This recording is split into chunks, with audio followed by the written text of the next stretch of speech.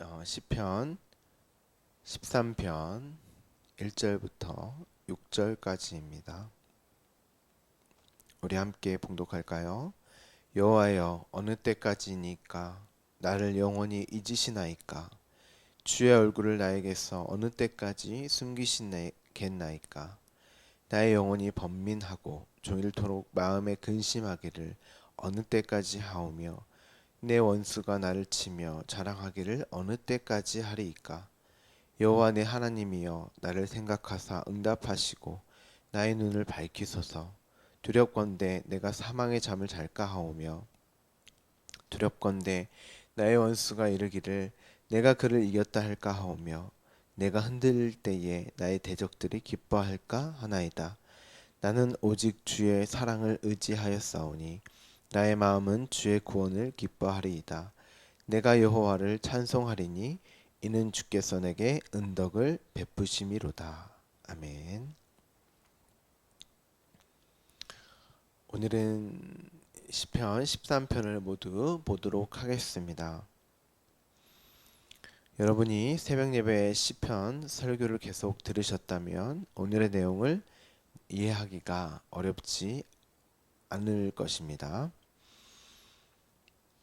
많은 주석가들 그리고 설교자들이 이 시를 다윗이 원수인 사울을 피해 도망치고 있을 때에 지었던 것으로 이렇게 상정을 하고, 혹은 그때의 기억을 가지고 글을 썼다고 가정을 많이 합니다. 그리고 그 가정과 그러한 상정을 가지고 주석과 설교를 많이 하죠. 인간이라면 자신을 이렇게 괴롭히는 자를 원수로 여기지 않겠냐라는 것입니다. 그리고 그렇게 도망치는 상황과 환경을 다윗이 굉장히 힘들어 했을 것이다 라는 추측을 많이 합니다. 그럼에도 불구하고 다윗은 사울을 2번이나 살려주었을 정도로 하나님이 기름 부어 세운 왕, 하나님의 선택을 받은 자로 멋지고 훌륭한 모습을 보여줬다고 칭송을 하죠. 그렇게 우리도 다윗을 본받자. 하나님의 자녀라면 원수도 사랑할 수 있는 마음을 가져야 하지 않겠냐 하면서 다윗을 닮아가자, 이렇게 성경을 읽고 실천하려고 또 합니다. 또 그렇게 많이 강조를 하고요.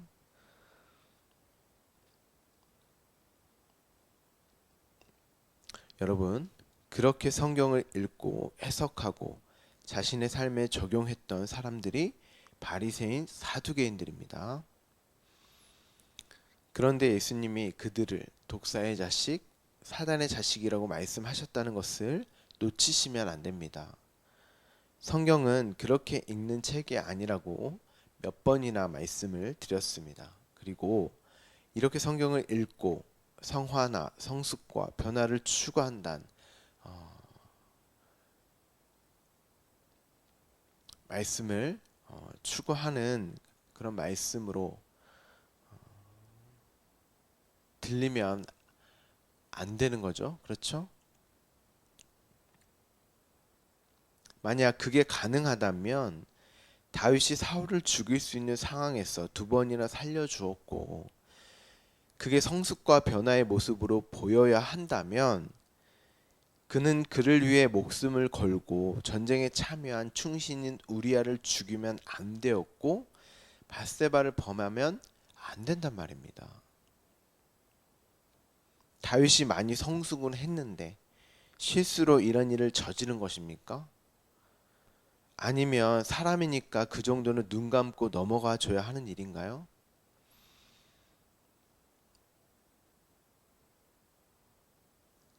여러분, 다윗이 훌륭한 사람으로 변한 것도 아니고 성숙되고 성화된 것도 아닙니다. 그렇기에 여러분이 말씀을 그렇게 읽어서도 안 되고 그렇게 설교를 해서도 안 됩니다.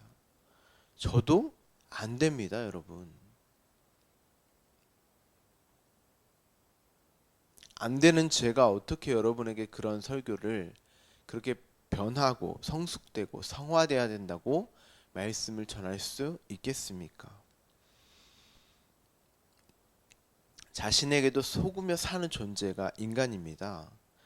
하나님은 마치 흙탕물이 아무 일 없을 때는 흙이 물밑에 침전되어 있기에 마치 맑은 물처럼 보이지만 그렇다고 그 상태가 맑은 게 아니잖아요. 어떤 충격이 주어지거나 막대 같은 것으로 휘저으면 금방 본래 모습으로 보인단 말입니다. 돌아간단 말입니다. 그게 맑은 물이라고 여러분 마실 수 있겠습니까?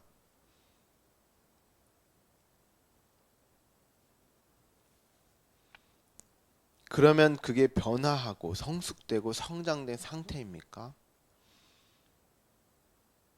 흙탕물이 흙은 침전돼 있고 위에 겉모습만 윗물만 맑다고 해서 그게 변하고 성숙되고 성장된 상태일까요? 아니란 말이죠. 다윗이 그랬다니까요. 아니 다윗뿐만 아니라 저와 여러분 모든 인간이 다 그래요. 자신이 가지고 있는 기준과 선이 넘지 않는 상황에서는 누구나 다 선인처럼 보입니다. 그런데 어떤 것으로 그 마음을 확 휘저으면 언제 그랬냐는 듯이 죄성을 보이는 게 원래의 자신이 드러나는 게 인간입니다. 제가 말씀을 이렇게 전한다고 또 이런 삶을 추구하지 말라는 그런 말이 아니라 예수를 믿어도 변하는 게 하나도 없다고 강도사님이 말씀하셨으니까 남은 인생 예수를 믿지만 남은 인생 죄만 짓다가 가야겠다 이런 생각하시는 분 없으시죠? 분명히 바울은 말을 합니다. 죄 아래에 머물 수 없다 그랬습니다. 당연히 우리에게 말씀으로 인도되어지는 삶 속에서 그런 것들을 추구하고 지향하는 방향성과 분투함에 반드시 나오죠. 말씀이 그렇게 인도하고 이끄니까. 그런데 성경은 99% 내가 변화했다고 해도 0%다 그런단 말이죠. 그리고 이 말씀이 사실이라는 것을 살면서 너무나도 확실하게 확연하게 내게 알게 되잖아요. 나는 나를 못 속이니까. 분명히 성경에서 하나님이 불순종에 가두었다. 우리를 불순종에 가두었다. 이렇게 기록되어져 있는데 어떻게 우리가 하나님 앞에 순종할 수 있습니까, 여러분?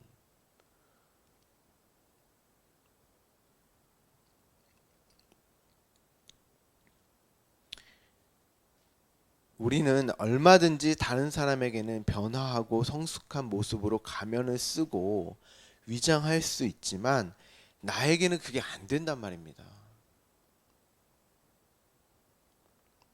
자주 나에게도 속기는 하지만 말씀의 인도함을 받는 하나님의 자녀는 말씀에 나를 비추어 살기 때문에 수시로 넘어지는 나의 모습을 발견하게 되어 있습니다.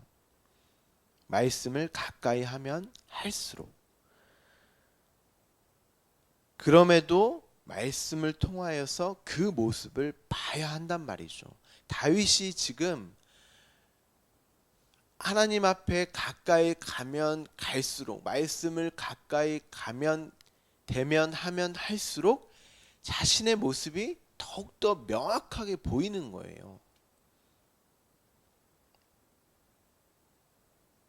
하나님 앞에서도 가면을 쓰고 연극하지 말고 위장하지 말고 왜 예수 그리스도가 내가 되어 십자가에 죽으셔야만 하는지 그 말씀에 직면을 하셔야지 피하면 안 된단 말이죠. 다윗은 이 시편 이 말씀을 기록한 것이 왜 하나님이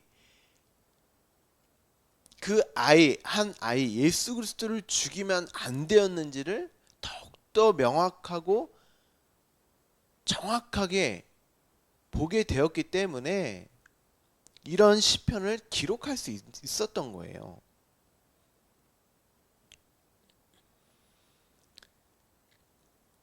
그리고 그 말씀을 직면한 자, 그 하나님의 얼굴을 보는 자, 얼굴이 뭐라 그랬어요? 보이지 않는 것이 나타나게 되는 거. 그게 말씀이라니까요. 얼굴이 아니라 사실은. 하나님의 얼굴이 없잖아요. 그 온전한 진리의 말씀을 대면할 때, 볼 때 보게 되어지니까 하나님의 긍휼과 은혜, 십자가의 사랑이 온전히 전달되어진단 말이죠.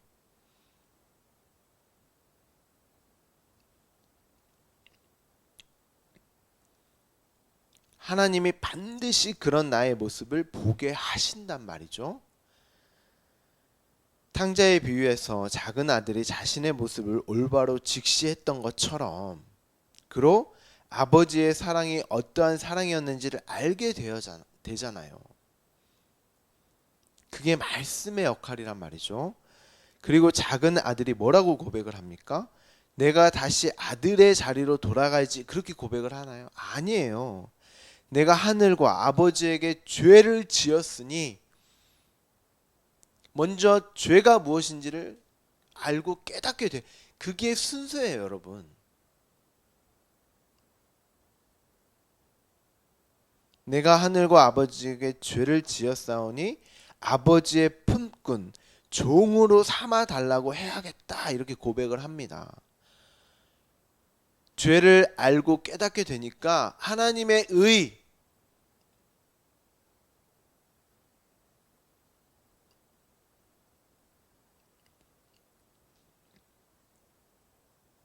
아들로 돌아가겠다도 아니에요. 하나님의 종 품꾼으로 내가 삼아 달라고 해야겠다.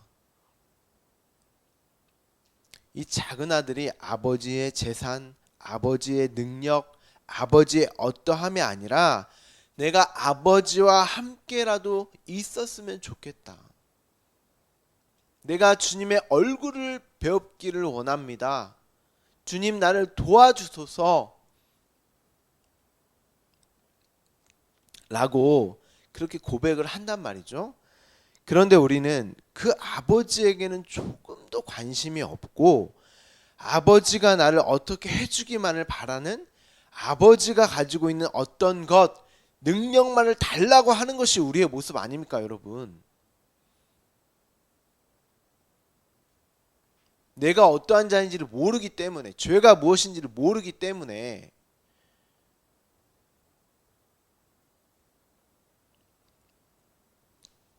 우리는 이 땅의 삶을 통하여서 아버지의 사랑을 깨달아 아버지만을 사랑하는 자가 되어 하나님 나라에 가는 것이지 아버지가 소유한 어떤 것이나 능력을 얻어내기 위해 사는 게 우리의 인생이고 삶이 아니란 말입니다. 근데 온통 우리는 여기에 집중하고 있단 말이죠. 말씀을 모르니까. 말씀을 모르니까 내가 누구인지를 모르니까. 죄가 무엇인지를 모르니까.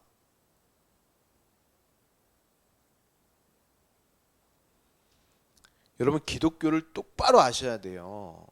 말씀을 똑바로 아셔야 된단 말입니다.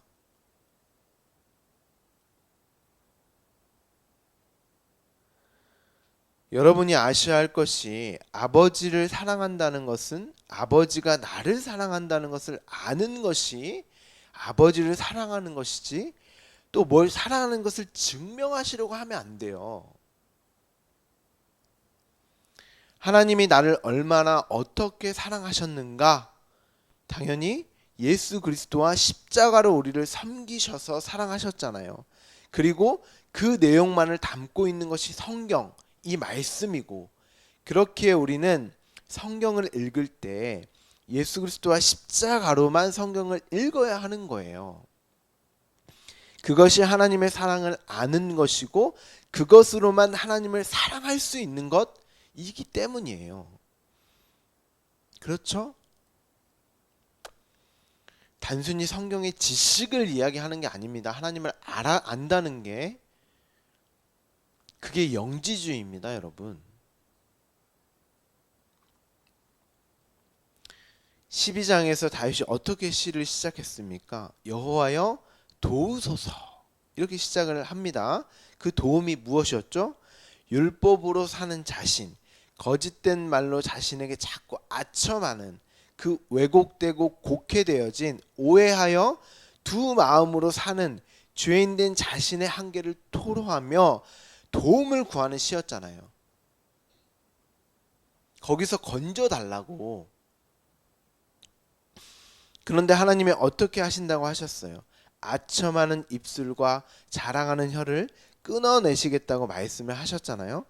다윗 자신에게 아첨하고 자랑하는 것이 무엇이었습니까? 다윗이 승승장구하며 사울을 미워하지 않고 죽일 수 있는 상황에서도 죽이지 않는 자신 스스로를 어떻게 생각했을까요, 여러분? 뿌듯했겠죠. 너무나 멋져 보였을 것입니다. 우리가 다들 그렇잖아요. 다른 사람들에게는 겸손한 척하고 부끄러워하는 척 하지만 누가 나를 칭찬했을 때 나는 나를 속일 수 없다니까요. 반드시 뿌듯함과 칭찬을 내가 챙기게 되어 있어요. 아무도 몰라줘도 나는 나를 칭찬하고 나는 나를 가치 있게 여긴다니까요.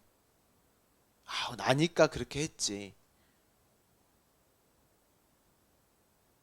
반드시 그 칭찬을 챙겨 갖게 되어 있습니다. 인간이라면 한 사람도 예외 없이 그렇게 되어 있어요. 그런데 하나님이 그런 흙탕물인 다윗, 아무 일 없었을 때는 스스로를 위장하고 겸손을 떨며 명성을 얻고 있을 때에 우리아와 밧세바가 투입이 되는 거예요. 하나님이 그의 마음을 확 휘젓는 것입니다. 막대기로 흙탕물인 다윗을.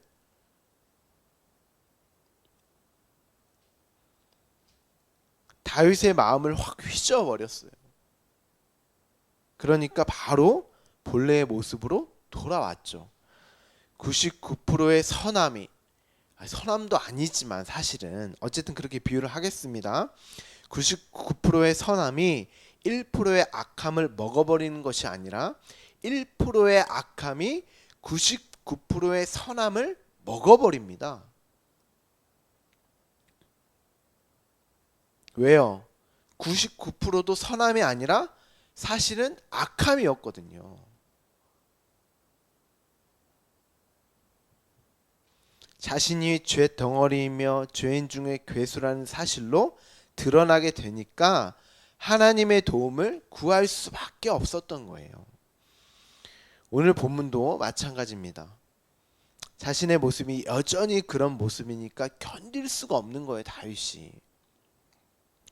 조금도 나아지는 게 없어 보여. 하나님이 함께 계시는 것 같지가 않아. 여호와여 어느 때까지니까 나를 잊으셨습니까? 얼굴을 언제까지 나에게 숨기시겠습니까? 여기서 얼굴이라는 게 파님, 그러니까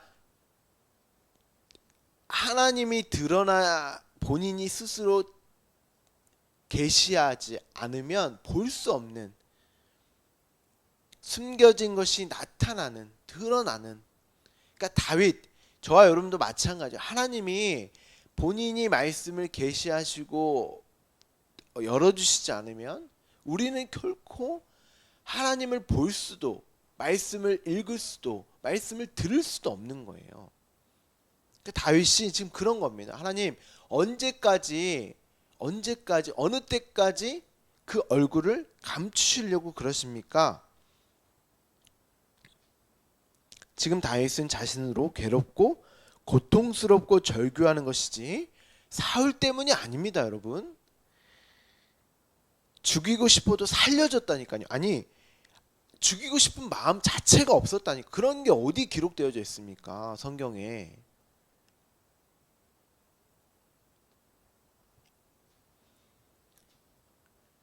오히려 다윗은 절대 사울을 죽이지 말라고 합니다. 하나님의 기름을 부음 받은 자이기 때문에 다윗은 사울을 원수로 단 한 번도 생각한 적이 없어요. 자신이 원수였다니까요. 2절에 보면 나의 영혼이 번민하고 이렇게 번역을 해놔서 다윗의 고민을 하고 있구나. 그 고민으로 괴로워하는구나 이렇게 생각을 하는데 아닙니다. 언제까지 내 영혼에 의논해야 합니까? 언제까지 내가 두 마음으로 살아야 합니까? 이런 말이에요.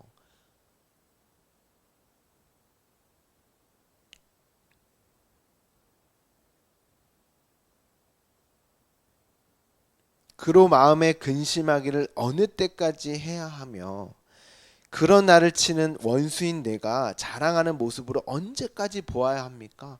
이게 정확히 번역을 하면 이제 충고하다 이런 뜻입니다. 번민하고 고민하다 이런 말이 아니라 누가 누구에게 충고했겠어요. 두 마음이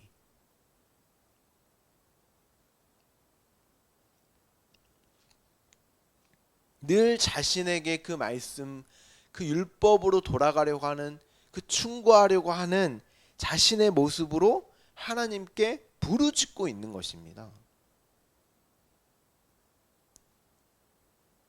똑바로 살아야 돼. 이렇게 해야 돼. 저렇게 해야 돼. 이게 올바른 거야. 그렇게 자신을 충고한 그 율법이잖아요.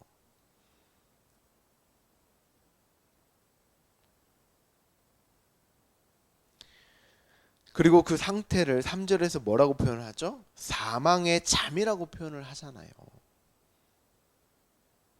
우리는 말씀의 인도함 속에 그 말씀의 이끌림에 살아가는 것이지 내가 그 말씀으로 그 율법으로 나를 충고해서 이렇게 해라 저렇게 해라로 말씀을 읽으면 안 되는 거예요, 여러분. 그 말씀에 비추어 내가 어떠한 자이지, 나의 본 모습이 어떠한 자이지, 내가 누구인지를 말씀을 통해서 보는 거예요. 내가 나에게 그렇게 충고하면 이렇게 저렇게 하면 다윗이 오늘 표현한 것처럼 사망의 잠에 사망으로 이끄는 겁니다. 그게 하나님이여 나를 생각하시고 이 기도에 응답하셔서 내가 올바로 똑바로 볼 수 있는 눈을 밝혀 주시옵소서.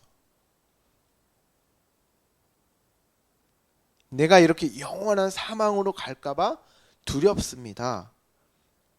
성도는 반드시 이 기도가 터져 나와야 해요. 나를 올바로 똑바로 볼 수 있는 눈을 밝혀 주시옵소서. 그 말씀을 이용해서 나를 위장하고 치장하고 가면을 쓰는 게 아니라 하나님 오히려 나를 똑바로 볼 수 있는 그 눈을 열어 주시옵소서, 뜨게 하여 주시옵소서 하고 기도를 하셔야죠. 어디 하나님께 몇 가지 지켰다고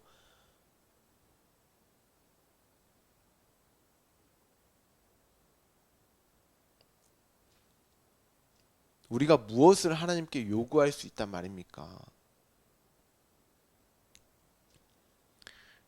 4절에서 두렵습니다.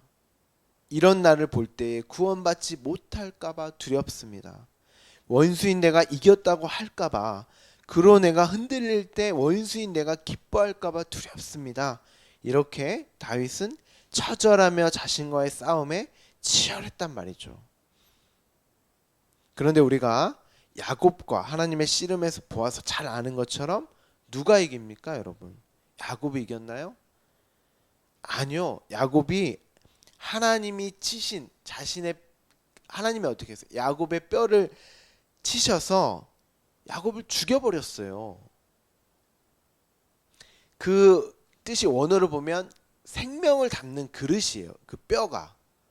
그러니까 야곱은 거기서 하나님에 의해 죽임을 당한 거예요.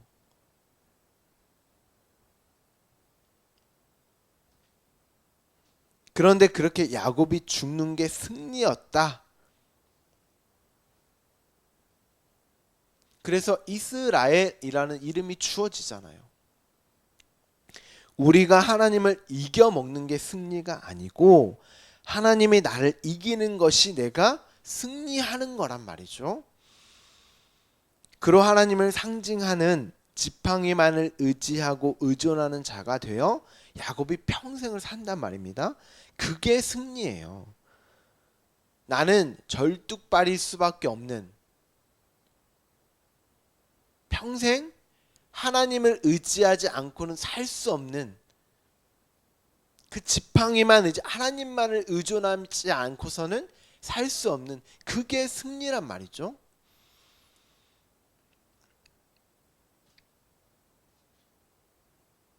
하나님만을 의지하고 의존하는 자가 되어 사는 것이,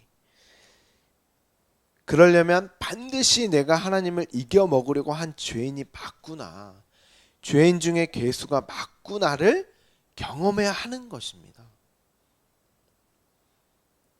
그리고 하나님이 수시로 내 뼈를 꺾으려고 하시고 치시는 사건과 상황과 일들을 경험하면서, 맞아, 이번에도 하나님이 나를 이기셔서 나에게 승리를 주시려고 하시는가 보다, 이게 사랑이 맞지 하고 하나님의 사랑을 받아 하나님을 사랑하는 자가 되는 거예요.